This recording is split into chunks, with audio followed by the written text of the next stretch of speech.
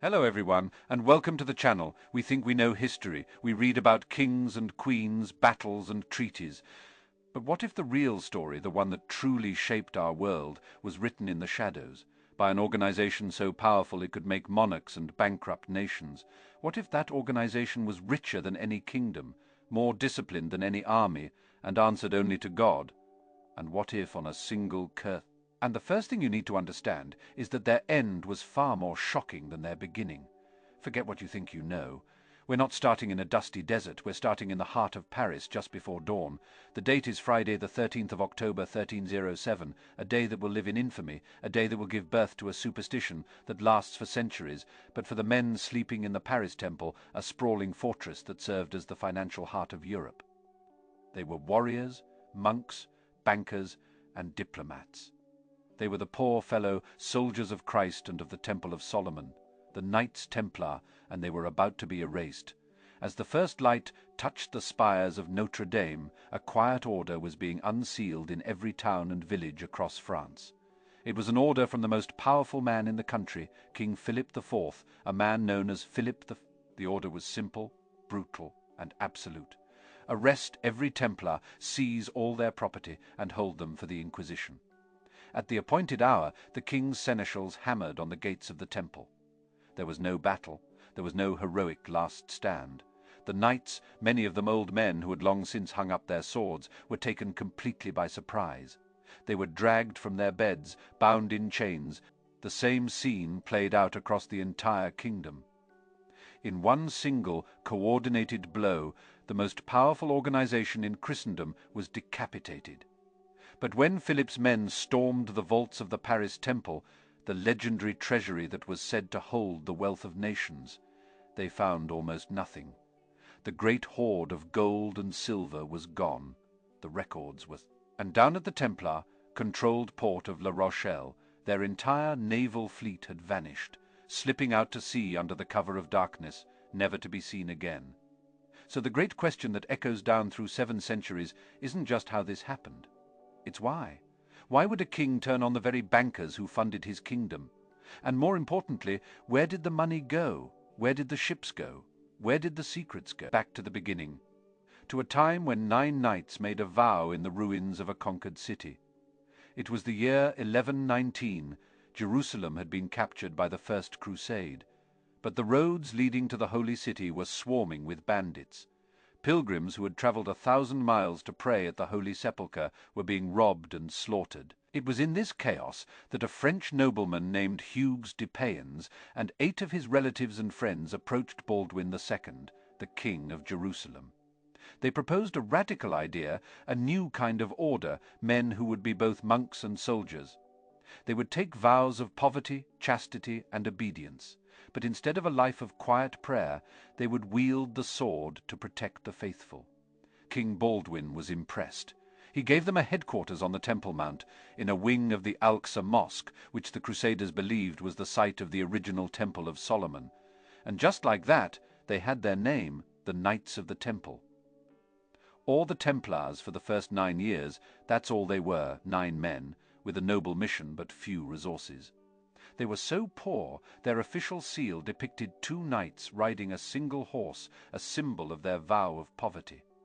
But that was about to change, thanks to a man who was essentially the marketing genius of the medieval world, Bernard of Clairvaux.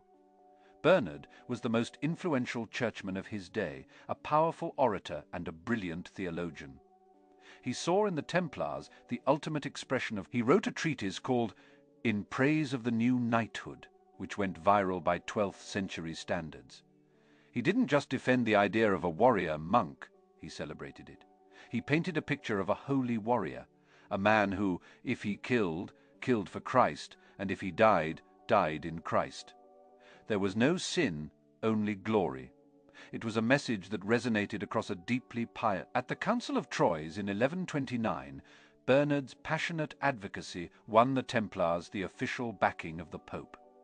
They were no longer just a small band of knights, they were an official order of the Catholic Church, and this came with some incredible perks.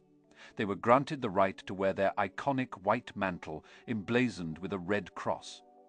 More importantly, they were made exempt from all local law. Their one and only master was the Pope himself. The donations started pouring in. Kings, queens, dukes, and wealthy merchants, eager to gain favor in the afterlife, gifted the Templars vast tracts of land, castles, farms, and mills. In a single generation, they went from 9 knights sharing horses to the largest landowners in the Western world.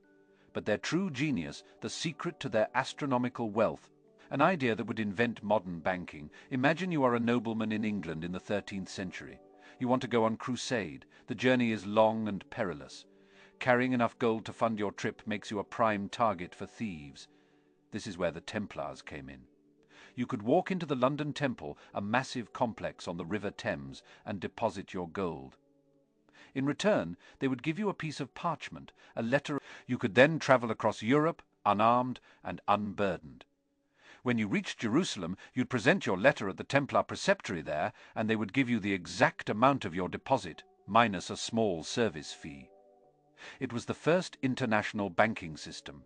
It was revolutionary. They became the financiers for the entire continent. If a king needed to fund a war, he went to the Templars. They held the crown jewels of England as collateral.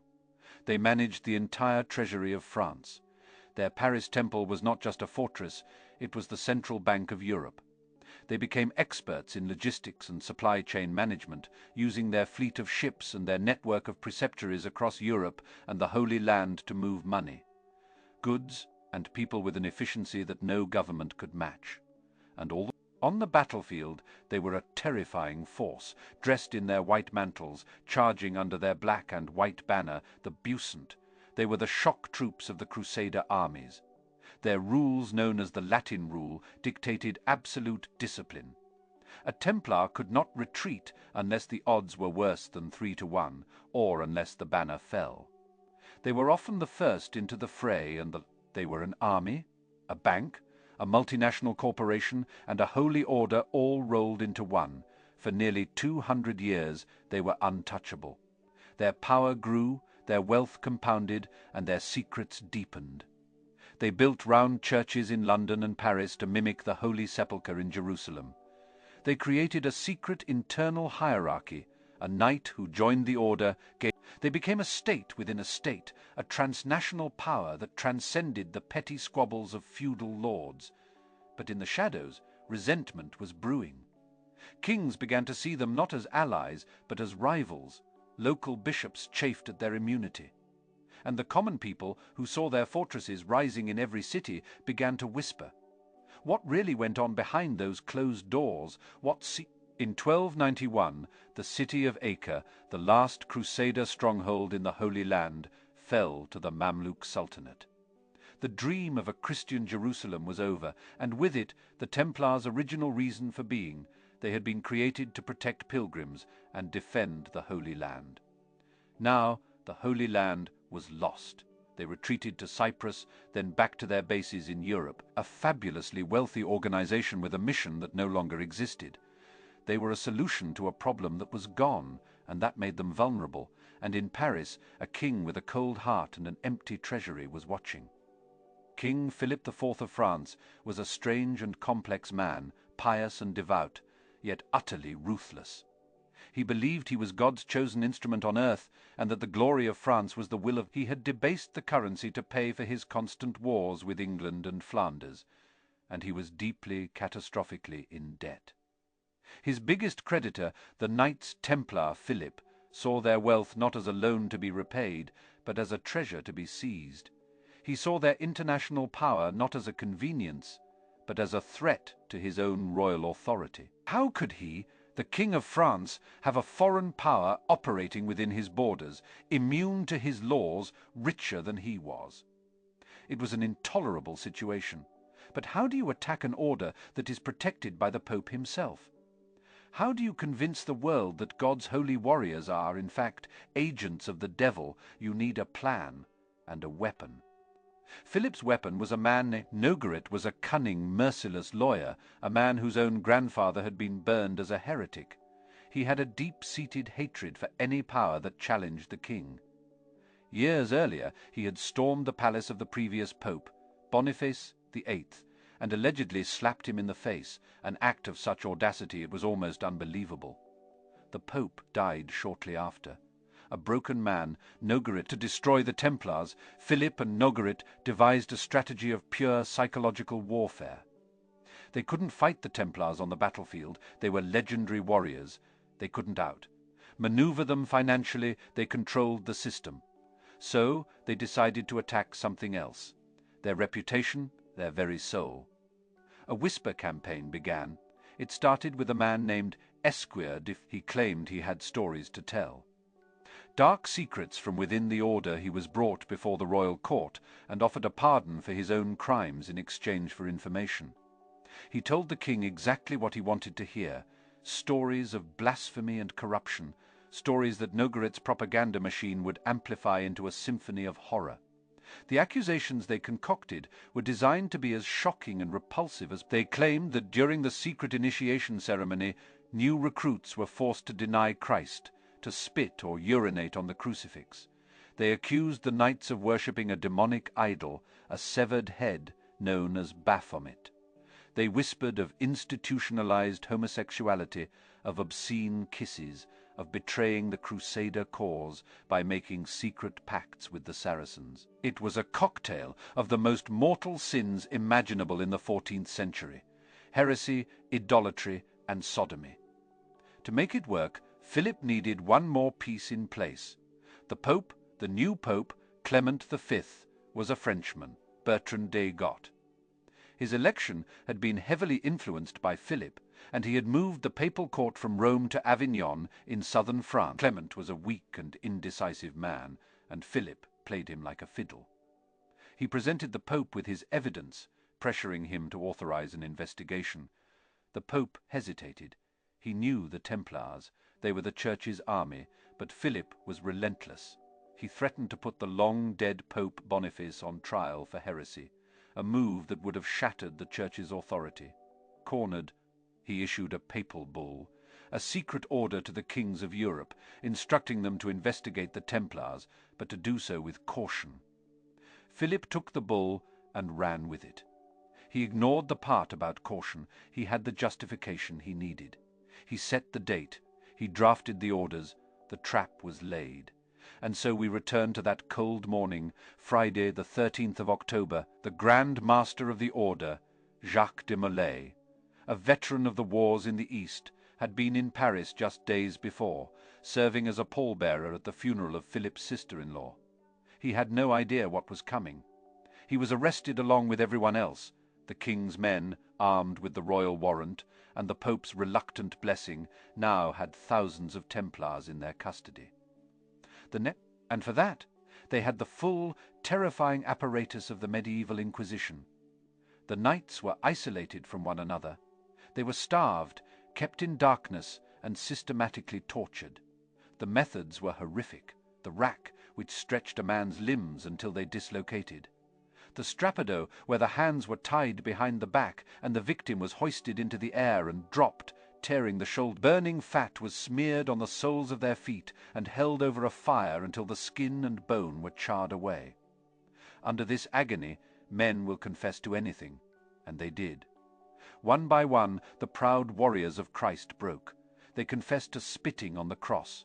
They confessed to denying Christ. They confessed to obscene kisses. They confessed to worshipping a cat or a head with... The confessions were often contradictory and bizarre, but that didn't matter. Nogaret's scribes wrote it all down. The king had his proof. Jacques de Molay, the Grand Master, a man in his 60s, was also tortured. He confessed. He admitted that the initiation ceremony involved denying Christ.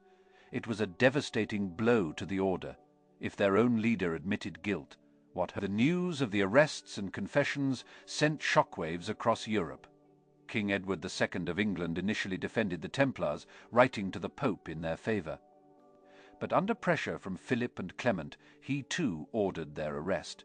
The persecution spread to Spain, Italy, and Germany, though often with far less brutality. Many rulers were sceptical of Philip's motives, seeing it for what it was. When the Pope finally managed to take control of the trials from Philip's agents, things began to change. When Templar knights were brought before papal commissions, away from the king's torturers, many of them recanted their confessions. They told harrowing stories of how their admissions had been extracted.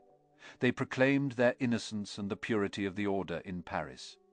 Hundreds of knights offered to defend the order. They were led by two brilliant Templar lawyers, Pierre de Bologna and Renaud de Provins. They argued, quite correctly, that confessions made under torture were invalid. They pointed out the inconsistencies in the charges, it seemed. For a moment, that the Templars might just survive. Philip couldn't allow that. He had come too far. He made a ruthless move. He declared the knights who had recanted their confessions to be relapsed heretics. And the punishment for a relapsed heretic was death. On May 12, 54 Knights Templar were taken to a field outside Paris. They were bound to stakes, and the wood was piled high around them. They were slowly roasted to death. As the flames consumed them, they maintained their innocence, calling out, "The message was clear, defy the king, and you will burn." The defense of the order collapsed. The story of their fall is utterly shocking, a brutal tale of greed, power, and betrayal. But the real mystery, the one that has fueled countless books and treasure hunts, is what happened next. If you are finding this untold history as fascinating as I do me a favor and hit that like button. You won't want to miss where this story goes, because the disappearance of their treasure is just the beginning. The trials dragged on for years. Pope Clement, now completely under Philip's thumb, convened the Council of Vienne in 1312. Even there, many of the assembled bishops were not convinced of the Templars' guilt. But Philip marched his army to the gates of Vienne to intimidate them. In the end, the Pope didn't officially find the order guilty of heresy. He couldn't, the evidence was too tainted.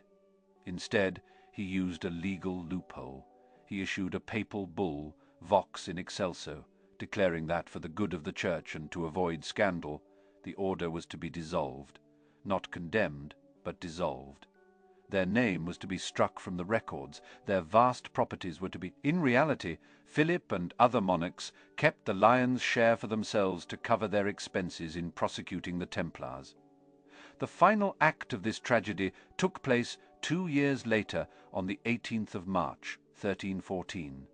The last leaders of the order, including the Grand Master Jacques de Molay and Geoffrey de Charny, preceptor of Normandy, had been languishing in a royal prison for They were brought out onto a scaffold erected in front of Notre Dame Cathedral to hear their final sentence, life in prison.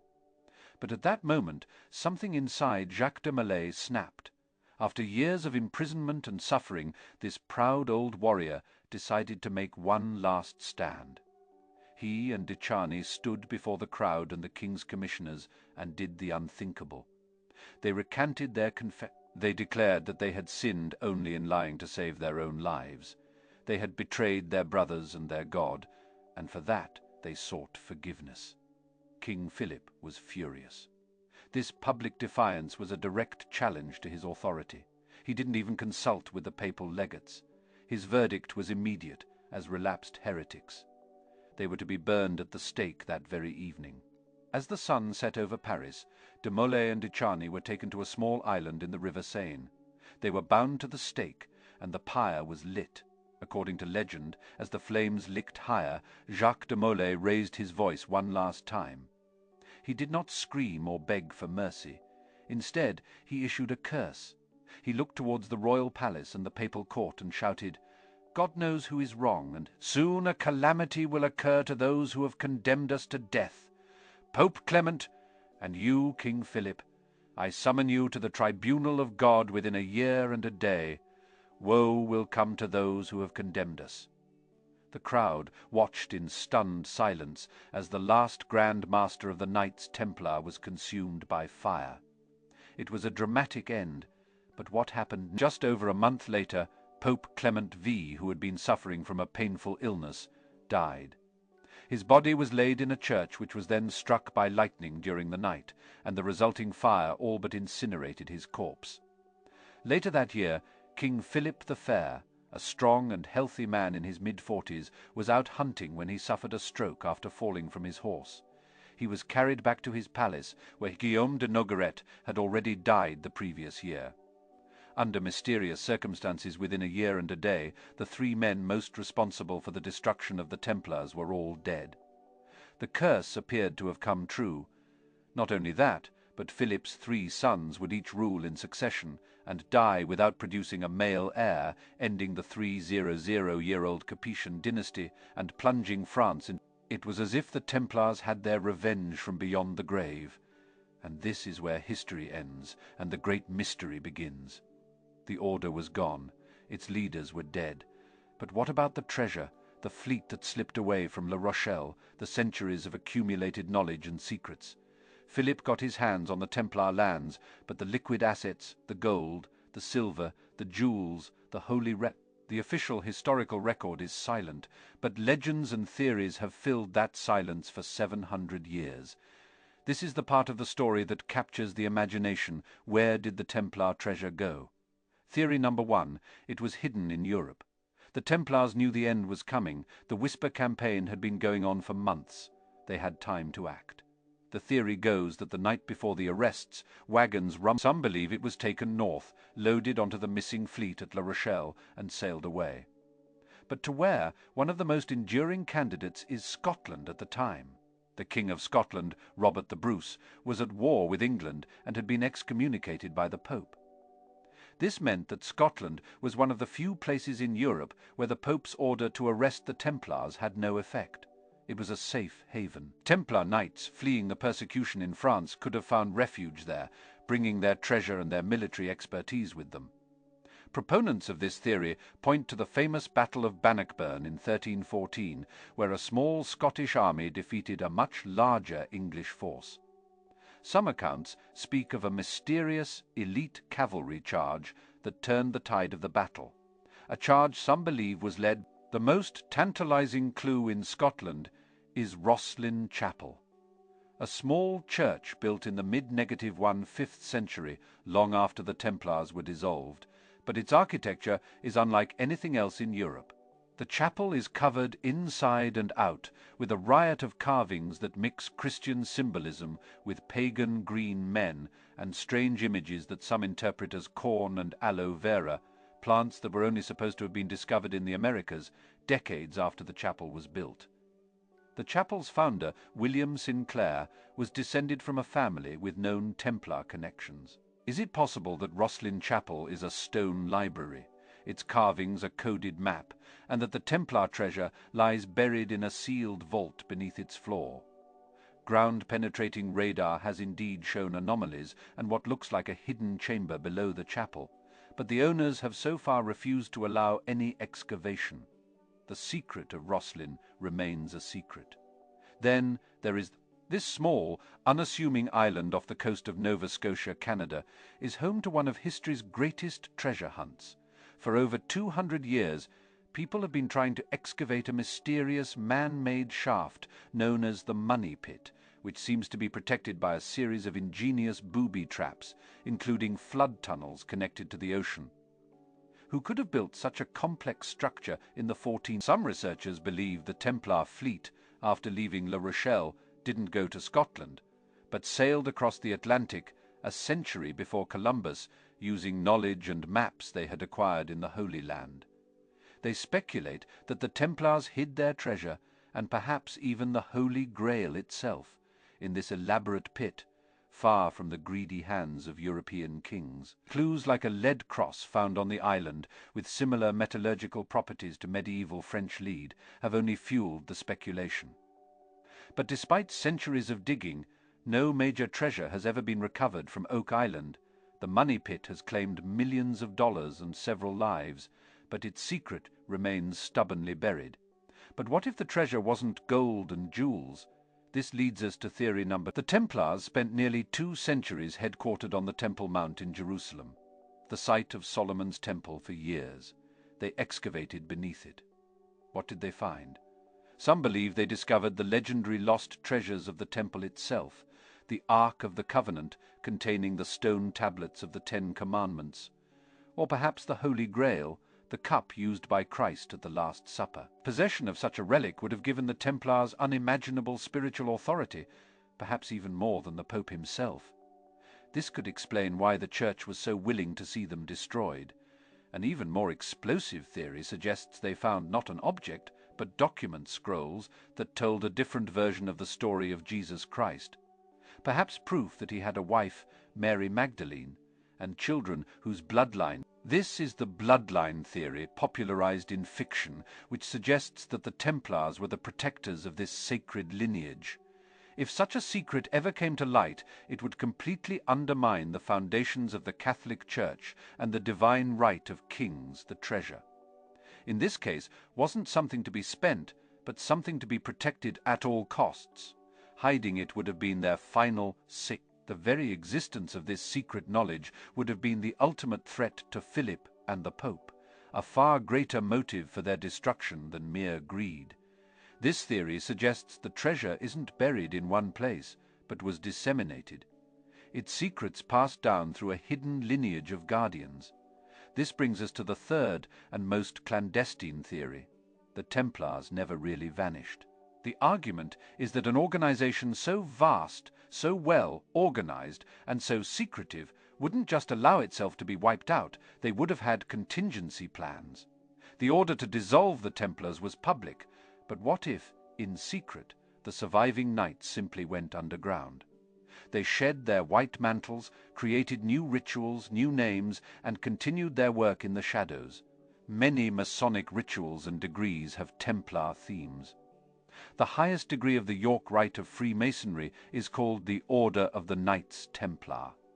Masonic legends themselves often speak of a connection tracing back to the builders of Solomon's Temple, a story that runs parallel to the Templars' own origins.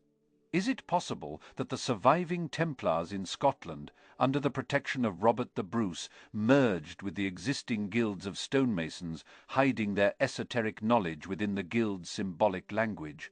The Freemasons officially formed in London in 1717, a full 400 years after the Templars' demise. Mainstream historians dismiss any direct lineage as a romantic invention of 18th century Masons, looking to give their fraternity an ancient and noble pedigree.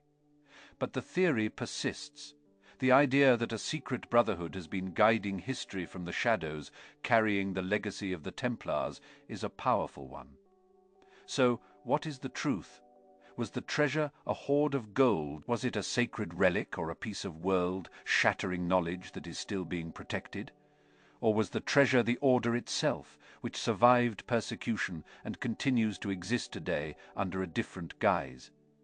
The official story is that the Knights Templar were a flawed order that grew too rich and powerful for its own good, and was brutally dismantled by a greedy king. Its wealth was absorbed. It is a neat and tidy conclusion, but it feels incomplete. It doesn't explain the missing fleet. It doesn't explain the empty treasury. It doesn't explain the curse that seemed to come true with such terrifying precision. It doesn't explain why, 7 centuries later, the name Templar still conjures up images of secrets, power, and lost treasure. The Knights Templar were a paradox. They were humble monks who were also elite, fearsome warriors. They were guardians of the faith who were accused of being the most depraved heretics. Their story is a chilling reminder of how quickly power can be undone, how reputations can be destroyed, and how history is often written by the victors. King Philip I, he destroyed the order and got his hands on much of their property, but in doing so, by burning Jacques de Molay, he turned him into a martyr. By hunting for their treasure and failing to find it, he created the greatest treasure hunt in history. The Templars may have been erased from the official ledgers of the 14th century, but they carved out a permanent place in our collective imagination. They haunt our history, a ghostly reminder that some secrets may never be found, and that the most valuable treasures. The question hangs in the air, a whisper from a bygone age: where is their treasure? Perhaps the answer isn't buried under a chapel in Scotland or in a waterlogged pit in the North Atlantic. Perhaps the real treasure was their revolutionary idea, the concept of a truly global, independent power, bound not by allegiance to a king or a nation, but to a mission. An idea that was too dangerous to be allowed to exist in the 14th century. All right. That is all for today's video. If you enjoyed this journey into one of history's greatest mysteries, please subscribe to the channel and give this video a like to support us. It really helps us create more content like this. Thank you for watching, and we'll see you in the next one.